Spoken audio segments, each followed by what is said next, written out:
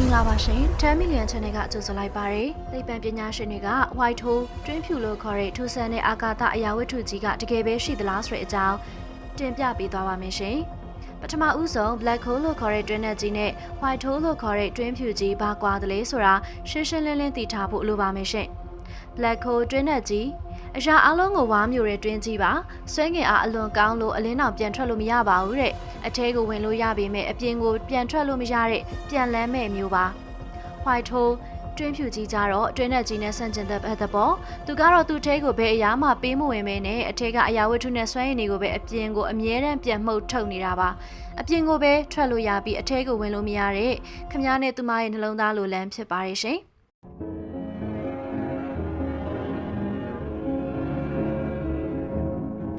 သိပ္ပံပညာရှင်တွေဘာကိုရှာတွေ့ခဲ့တာလဲအခုထိတော့တွင်းဖြူကိုဓာတ်ပုံရိုက်နိုင်ခြင်းဒါမှမဟုတ်ဓာတ်ရိုက်မြင်တွေ့ခြင်းမရှိသေးပါဘူးရှင်ဒါပေမဲ့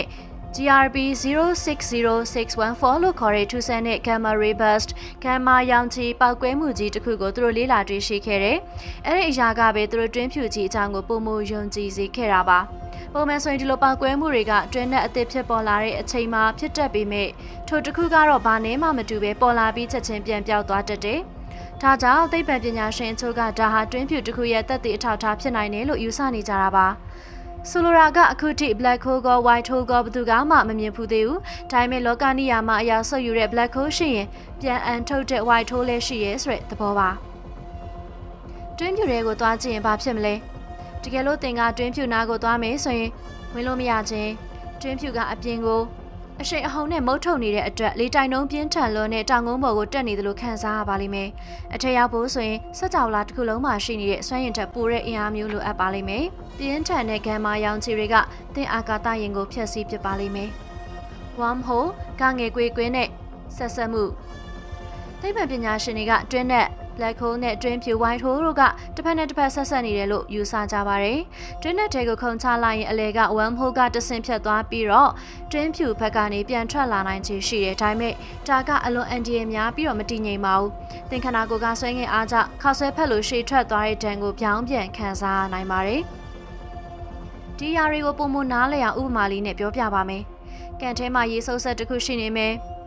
သူကဘေးနားမှာရှိတဲ့ရေတွေအမိုက်တွေပစ္စည်းတွေအကုန်လုံးကိုအငန်းများဆုပ်ယူပစ်လိုက်တယ်။အထက်ရောက်သွားတဲ့အခါဘယ်အရာမှပြန်ထွက်လို့မရတော့ဘူးပေါ့။အဲ့ဒီရေဆုပ်ဆက်က black hole ပါပဲ။နောက်တစ်ခုကအဲ့ဒီရေဆုပ်ဆက်ရဲ့အနောက်မှာဆက်ထားရေပိုင်လိုင်းတစ်ခုရှိနေတယ်။ဆုပ်ယူလိုက်သမျှအရာအလုံးကအဲ့ဒီပိုင်လိုင်းထဲမှာအရှိန်ပြင်းပြင်းနဲ့ဖြတ်ပြီးစီးဆင်းသွားကြတယ်။အဲ့ဒီရေပိုင်လိုင်းက wormhole ပါပဲ။အဲ့ဒီရေပိုင်ရဲ့အဆုံးကတော့ရေပိုင်ကောင်းတစ်ခုတက်ထားတယ်ဆိုပါတော့မူလရေကန်တွေကဆုပ်လိုက်သမျှအရာအလုံးကကျမတို့ဘက်ချမ်းမှာရှိတဲ့ရေပိုင်ကောင်းကနေပြန်ထွက်လာတာ။အဲ့ဒီရေပိုင်ကောင်းက white hole ပါပဲ။ရေပိုင်ကောင်းကနေဝုန်းကနေအားပြင်းပြင်းနဲ့အပြင်ပန်းထွက်လာရင်ကျမတို့က big bang လို့ခေါ်ပါတယ်။အဲဒီကနေထွက်လာတဲ့အမုံမွားလေးတွေဓာတ်ငွေတွေကနေကျယ်ရီလာတွေနဲ့ကျမတို့ကဘာကြီးဖြစ်လာတာပေါ့ရှင်။စကြဝဠာကြီးစတင်ဖြစ်ပေါ်လာပုံ big bang ဆိုတာတကယ်တော့တခြားစကြဝဠာဘက်ကနေဆုပ်ယူလိုက်သမျှအရာတွေကိုကျမတို့ဘက်မှာ white hole တွင်းဖြူအဖြစ်နဲ့ပြန်အန်ထုတ်လိုက်တာဖြစ်နိုင်တယ်လို့သိပ္ပံပညာရှင်တွေကယူဆနေကြတယ်။